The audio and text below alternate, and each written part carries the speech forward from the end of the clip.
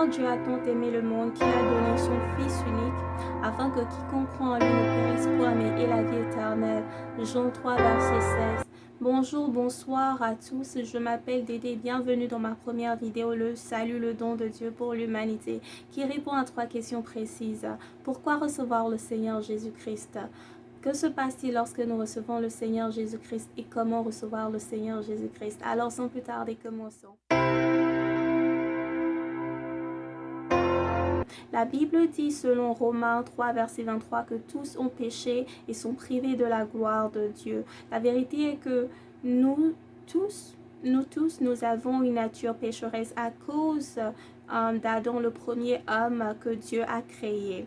Alors, cette nature pécheresse nous pousse à pécher et à vivre dans la chair en pratiquant des œuvres comme l'idolâtrie, la sorcellerie, les impuretés sexuelles, immorales, les jalousies, les envies et les trucs de ce genre. Et ces actions, en conséquence, nous ont séparés de Dieu. Ésaïe 59, verset 2 dit que ce sont vos crimes qui mettent une séparation entre vous et votre Dieu. Ce sont vos péchés qui vous cachent sa face et l'empêchent de vous écouter. Et aussi à cause de nos péchés, il y a eu la mort physique et la mort spirituelle qui sont entrées dans le monde, car Romains 6 verset 23 dit que le salaire du péché c'est la mort, mais le don de Dieu c'est la vie éternelle en Jésus-Christ. Amen.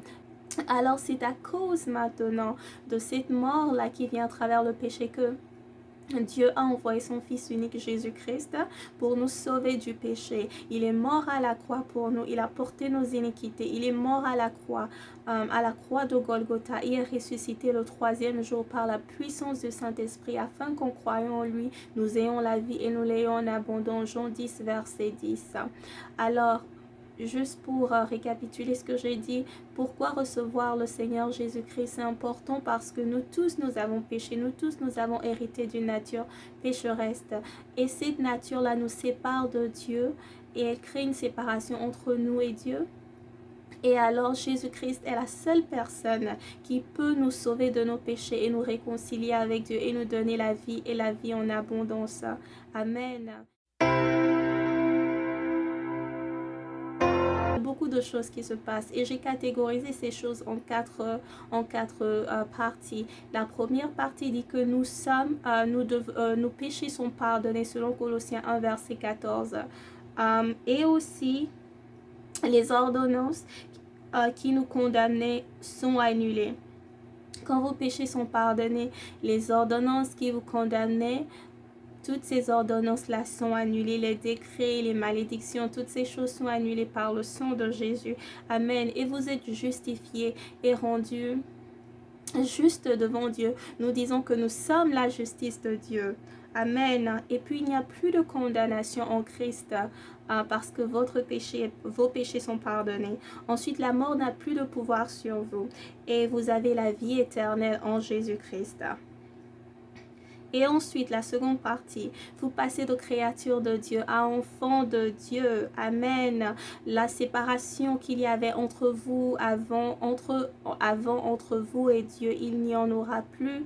Il n'y aura plus de cette séparation et vous êtes réconciliés désormais avec Dieu. Et parce que vous êtes réconciliés maintenant, vous pouvez vous approcher avec assurance du trône de grâce pour demander miséricorde et trouver grâce. Amen.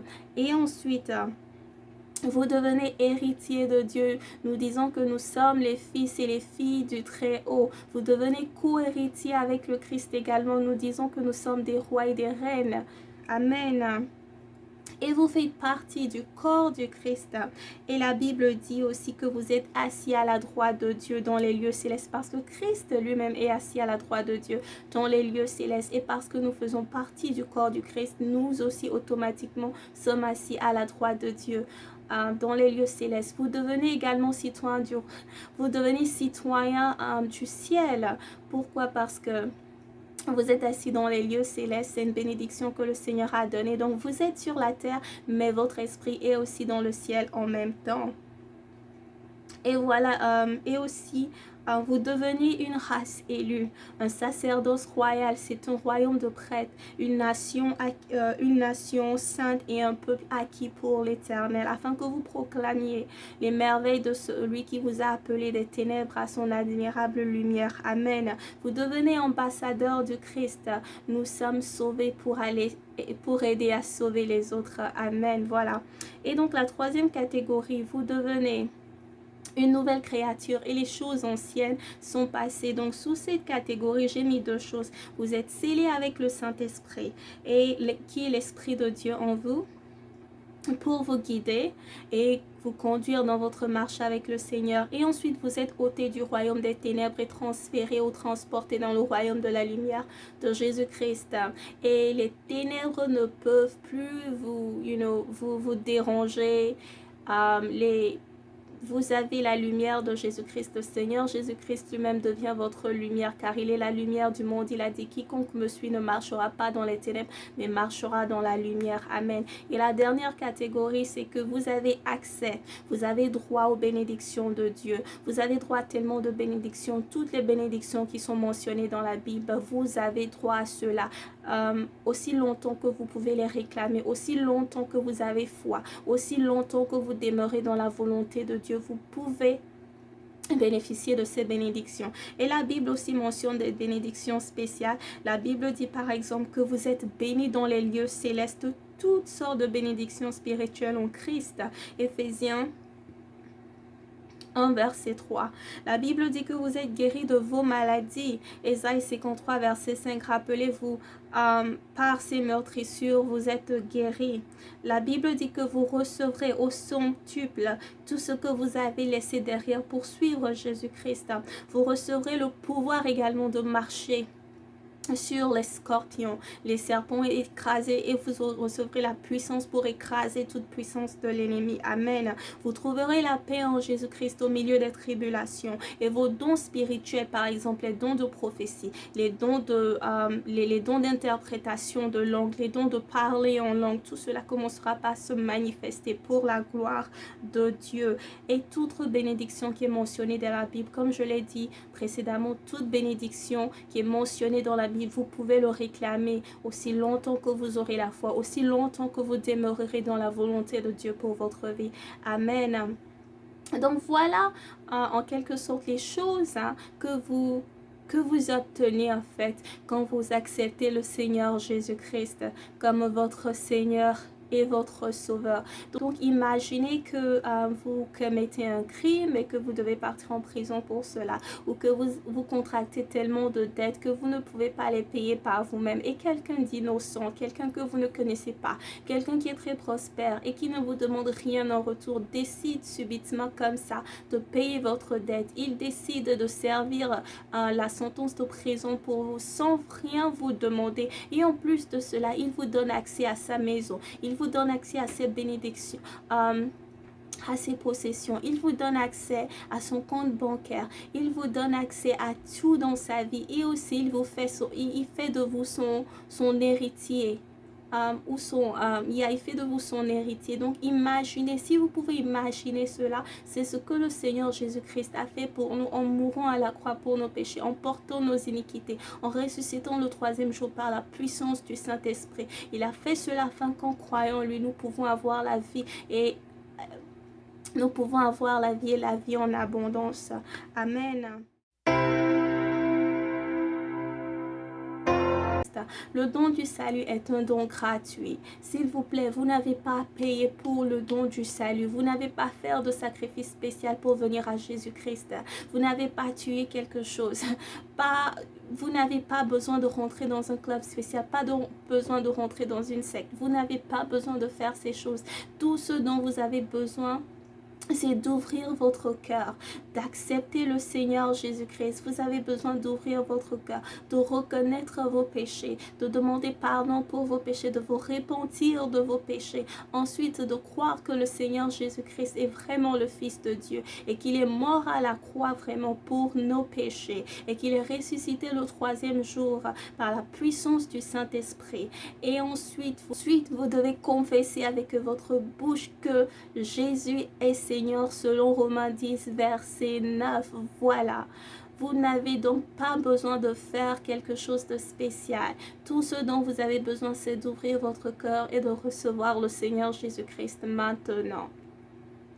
Vous pouvez vous dire peut-être que vous avez tellement péché, que vous pouvez peut-être même douter de l'amour de Dieu pour vous en ce moment. Mais je suis là pour vous dire que le Seigneur Jésus-Christ vous aime, que c'est son désir le plus ardent de vous voir sauver. Il veut vous sauver de vos péchés. Il veut ôter le fardeau de vos péchés de vous. Il veut vous donner une vie prospère, une vie épanouie, une vie ancrée en lui. Ne fermez pas votre cœur aujourd'hui. Si vous écoutez son appel, ne fermez pas votre cœur. Si vous écoutez ma voix, ne fermez pas votre cœur. Ouvrez votre cœur afin que le Seigneur puisse vous toucher maintenant.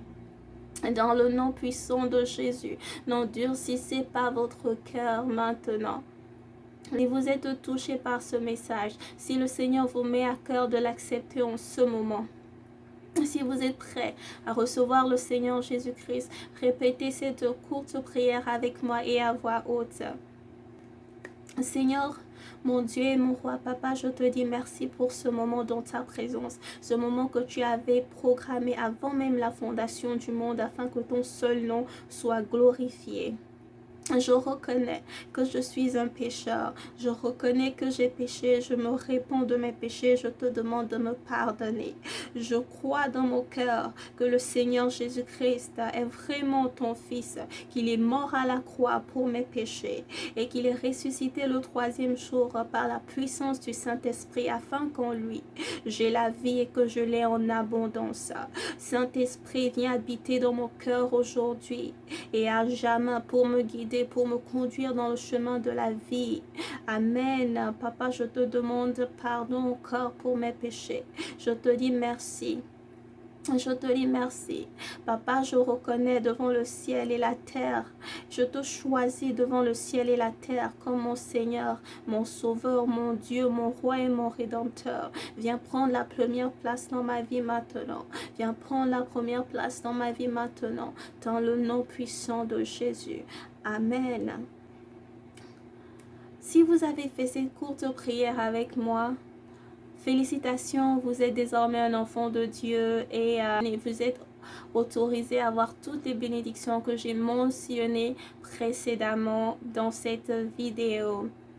S'il vous plaît, si vous venez d'avoir le Seigneur Jésus-Christ, j'aimerais que vous puissiez commenter pour que je sache, pour que je glorifie le Seigneur et pour que je puisse vous garder dans mes prières également. Si vous voulez aller en étude profonde des versets que j'ai mentionnés plus tôt, allez sur mon site web anchoredinChristJesus.org qui vous donnera accès à l'article de cette vidéo. Si vous avez aimé cette vidéo, si elle vous a béni, veuillez la partager, veuillez la liker, veuillez la partager avec les autres, les gens que vous connaissez afin qu'ils soient également bénis. Si vous aimeriez voir plus de vidéos de ce genre, abonnez-vous à cette chaîne. Ma prochaine vidéo sera sur que faire après avoir reçu le Seigneur Jésus-Christ comme votre Seigneur et votre Sauveur. Alors je vous dis merci d'avoir suivi cette vidéo. Merci encore. Que le Seigneur vous bénisse, que le Seigneur vous garde, que le Seigneur vous protège